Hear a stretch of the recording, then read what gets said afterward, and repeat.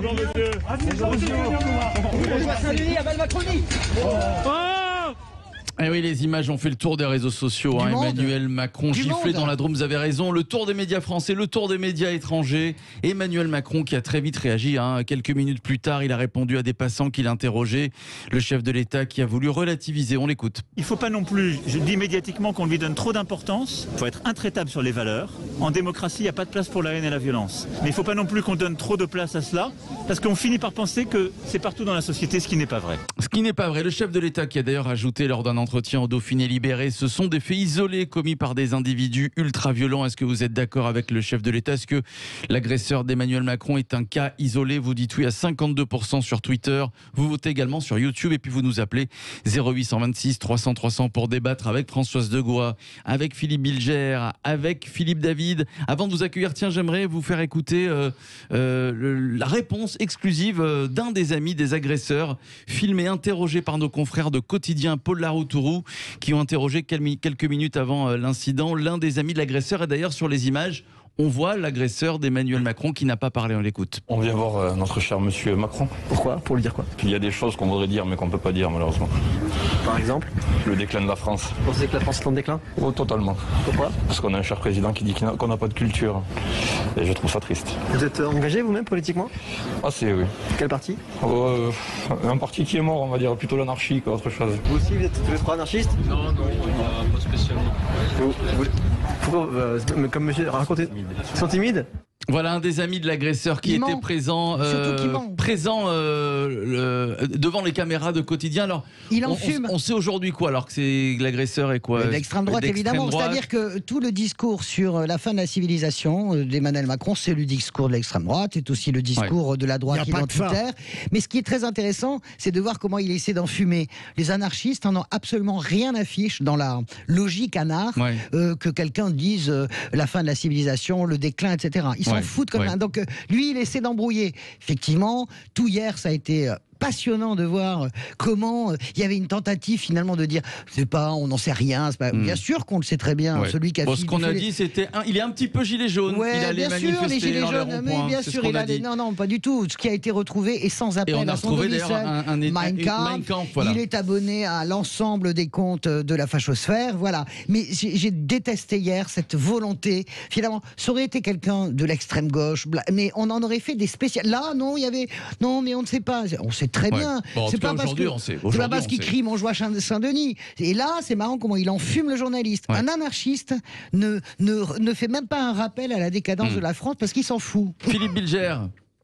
Là où je ne rejoins pas totalement François, c'est que ces esprits un peu atypiques, confus, mêlent en général beaucoup d'influences dans leur tête un peu malade.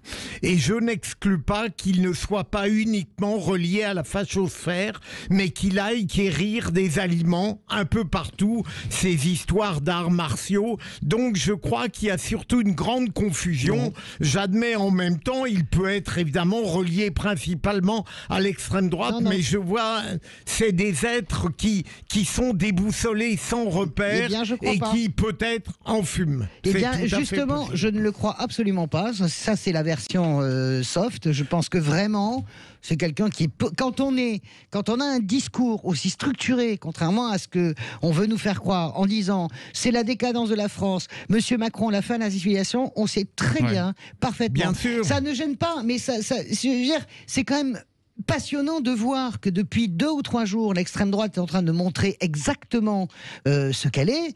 Je rappelle Julien Audoul avec l'histoire des loups pendus, etc. Cette espèce de folie sur la pendaison des agriculteurs. Et Marine Le Pen qui le défend contre vents et marées en disant qu'effectivement il parlait du loup, etc. Qui est toujours candidat d'ailleurs. Je voulais juste dire que on voit les choses. C'est-à-dire que le ripollinage, etc. Voilà le fond de casserole aussi de l'extrême droite. C'est aussi le type qui a giflé Macron. L'agresseur d'Emmanuel Macron qui est en garde à vue n'a donné aucune explication. Je n'explique pas mon geste. Voilà ce qu'il a dit. Oui, il ne veut pas passer. Oui, je sais. Désolé, c'est un cas isolé à mon avis, parce que en plus, vu ce qui s'est passé, à mon avis, la sécurité présidentielle va être grandement renforcée. Je suis d'accord avec Philippe. Parce que je vous laisse imaginer une chose. Imaginez qu'il n'ait pas mis une gifle, mais qu'il ait sorti une arme. Il fallait faire une présidentielle. D'accord ? Comment expliquez-vous qu'il y ait une sécurité aussi faible sur le chef de l'État ? Alors, moi, je vais vous répondre. C'est juste simplement qu'il était censé être dans sa voiture, Emmanuel Macron, la sécurité était derrière. Changement et d'un coup, voilà, imprévu, il est sorti de sa voiture, il est allé à la rencontre ça, de la terminé, foule. Les trucs imprévus. À mon avis, c'est terminé. Ça, c'est imprévu, oui, c'est vrai. Mais ça, vous voyez, c'est les contes qu'on raconte aux enfants. Moi, ayant travaillé de l'autre côté de la barrière, je peux vous dire que l'idée de dire c'est pas grave, etc., je pense qu'ils ont dû se prendre une soufflante hier soir. Parce que, bien sûr qu'il sort. Vous savez, un officier de sécurité, il y a ce qu'on appelle l'officier de siège. C'est celui qui est devant, toujours. Il y a, dans les déplacements du président de la République, il y a des gens également qui sont dans la foule. Parce que la foule n'est pas forcément fouillée, mais ils sont indiques dans la foule, au milieu des gens, habillés comme vous et moi, etc. Là, il y avait strictement rien. Et on voit bien son officier d'épaule. D'abord, il court moins vite que lui, et on voit qu'il est loin. Donc, on peut dire, je suis d'accord avec David. Moi, avec Philippe, je pense que vraiment, c'est gravissime ce qui s'est passé hier. C'est gravissime. Il aurait été armé, vous vous rendez compte ? Si le type avait eu un couteau, il lui mettait dans la gorge, c'était fini. Juste avant donc, honnêtement, passer par pertes et profits, etc., non, c'est gravissime ce qui s'est passé. Il y a une faute vraiment de la sécurité lourde. Juste avant d'accueillir Fred qui nous appelle du Gard, on va voir ce que vous en pensez d'ailleurs, Fred. Un petit mot, puisqu'hier Philippe Bilger, vous aviez l'air de dire que non, finalement, c'était pas la faute de la sécurité. Vous le pensez toujours, Philippe Bilger, après avoir revu les images ? J'ai eu l'impression, évidemment, qu'il était très difficile, dans les circonstances qui ont été celles d'hier, pour une sécurité même efficace, de réagir à ce geste de gifle. Alors, je ne suis pas un spécialiste de la sécurité, et je ne doute pas qu'en effet, ils vont renforcer le processus. Mais à partir du moment où un président, comme certains de ses prédécesseurs, décide de bousculer un programme, il est extrêmement difficile de mettre en place d'urgence quelque chose qui le protégera. Mais pour moi, c'était pas le problème central. Hein. Moi, honnêtement, Philippe, j'entends ce que vous dites, mais justement, les professionnels de la sécurité, en l'occurrence des gendarmes, GIGN ou des policiers, GSP, non, mais c'est des gens qui viennent tous plutôt du GIGN, c'est gendarmes et policiers. Leur travail, c'est justement d'anticiper l'imprévisible. Tous les présidents qui se sont succédés, ça c'est vrai que ça fait partie du job. Tous les présidents qui se sont succédés sont intenables, étaient intenables avec leur sécurité. Moi, j'ai suivi des déplacements de Jacques Chirac quand j'étais à France Inter, délirant. Il se jetait dans la foule, etc. C'était complètement fou. Idem François Hollande, intenable. Idem Nicolas Sarkozy, contrairement à ce qu'on dit, intenable. Voilà. Le travail, vous en parlez très bien quand vous en parlez avec Sophie Yad, qui était la patronne de la sécurité de Hollande. Vraiment, c'est justement la sécurité doit anticiper ce qui n'est pas anticipable. Et là, moi, je pense qu'il y a une faute lourde. Vraiment. Fred est avec nous au 0826 300 300 direction Le Gard. Bonsoir Fred. Bonsoir tout le monde. Bonsoir à vous. Fred. Alors, vous avez entendu depuis quelques minutes, on débat tous ensemble. Tiens, sur la sécurité, Fred, qu'est-ce que vous en pensez ? Il y a une faille ? Je vais prendre plusieurs points en fait et je vais prendre la partie madame là. Ouais. Françoise, elle s'appelle Françoise. Françoise de Gois. Allez-y Fred. Donc, juste pour les extrêmes droites là, parce que moi je suis pas d'extrême droite, je suis profondément humain. D'accord ? Donc je vais vous dire, je vais vous rassurer de suite là-dessus. J'ai voté effectivement pour le Front National à certains moments, mais là aujourd'hui je suis profondément humain et la politique aujourd'hui ça m'intéresse plus. Ça m'intéresse plus, il n'y a pas de candidat. Donc après la sécurité, parce que moi je suis un ancien militaire, j'ai ma carte sécurité pour faire la garde rapprochée et en fait sécurité basique, vous savez, et conveyeur de fond. Donc quand vous parlez de sécurité, madame, faites-la, la sécurité. Au lieu de voir. Parce qu'en fait, ce qui se passe, c'est que mettre une gifle à un président, ça peut arriver n'importe quand.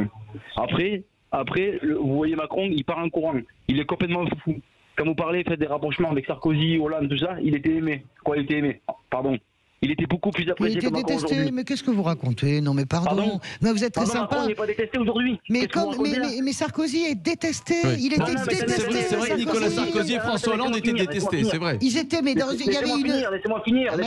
Donc, allez-y Fred, poursuivez. Sur ça, d'accord. Donc Hollande, machin, c'était des petits bisounours, d'accord. Là, ce qu'il nous fait aujourd'hui Macron au peuple français, c'est une catastrophe. Je vais être vulgaire, il nous chie dessus, d'accord. En fait, ce que vous insinuez, ce que vous dites, c'est qu'Hollande n'aurait jamais été giflé, ni Sarkozy. Non, je pense pas, parce que c'était le petit bouffon, vous savez. Là, et après, je vais vous dire une chose sur les livres. Vous savez qu'ils ont retrouvé. Alors moi, je vais vous dire chez moi ce que j'ai comme livre. J'ai La France en danger d'islam de René Marchand. J'ai Ho'oponopono. J'ai le pouvoir du moment présent. Oui. Enfin, Hollande avait été enfariné. Hollande avait été agressé. Non, il n'était que candidat. Il n'était pas, pas chef d'État en titre, pas du tout. Alors je vais vous dire une chose, madame. Vous savez, la justice, on la connaît. Vous savez, La Fontaine a fait une belle phrase, une belle poésie pour ça. Bien sûr. Eh bien, vous savez, moi, qu'est-ce qu'ils auraient pris chez moi? Est-ce qu'ils auraient pris la France en danger d'islam et en fait que j'aurais pu être un potentiel électeur de l'extrême droite, ou alors un humaniste avec Ho'oponopono, avec des philosophies en fait chinoises de Lao Tse que j'ai chez moi. Bon. Voilà, alors, Philippe Bilger, est-ce que vous êtes d'accord avec Fred que, en gros, ce qu'il dit, c'est que Nicolas Sarkozy, par exemple, et François Hollande, on n'aurait jamais porté une gifle sur ces deux présidents? C'est pas vrai. Attendez, une gifle peut-être, mais je me souviens d'un Nicolas Sarkozy pris violemment au col, ça n'était pas agréable non plus. Et surtout, je ne suis pas d'accord avec Fred pour le langage qu'il utilise. On ne parle pas de cette manière d'un président. Pardon de reprendre le terme, il ne nous chie pas dessus. C'est un président, je ne l'aime pas politiquement, mais on ne parle pas comme ça. Mais moi, je souscris parfaitement à ce que dit Philippe. Je le dis, et c'est pas parce qu'on est assis comme des ronds de cuir dans des situations confortables qu'on le dit. C'est pas parce que on est les bobos de Paris. D'abord, c'est pas vrai. On a tous connu la galère. En tout cas, moi, je l'ai connu. Je peux vous dire que, honnêtement, parler comme ça, Emmanuel Macron, pour moi, sa politique est détestable, totalement. Ok. Après, on ne peut pas faire ça. On ne peut pas. Si on fait ça et qu'on crache en permanence, genre quand on est l'extrême droite sur l'extrême gauche, notamment, d'où la violence politique. Je vous rappelle quand même qu'ont été Fraction Armée Rouge. Je vous rappelle ce qu'ont été les Brigades Rouges. Je vous rappelle ce qu'a été Action Directe. C'était vraiment la légitimation de la violence comme acte politique et du meurtre politique. Donc, on ne peut pas parler comme ça. Nous sommes dans une démocratie. Allez, pour conclure, Philippe David. Non, mais c'est vrai que Sarkozy a été aussi haï que Macron. Non, Macron est plus encore haï, je pense. Pas certain. Oui, c'est une autre forme d'hostilité. Allez, est-ce que l'agresseur d'Emmanuel Macron est un cas isolé? Vous dites oui à 54%. Voilà, score final sur le compte Twitter de Sud Radio. On passe tout de suite au deuxième débat des vrais voix. Je peux juste dire quelque chose. Philippe Bilger, d'accord avec moi, Philippe aussi. Je crois quand même que globalement, les Français sont très attachés à leur démocratie.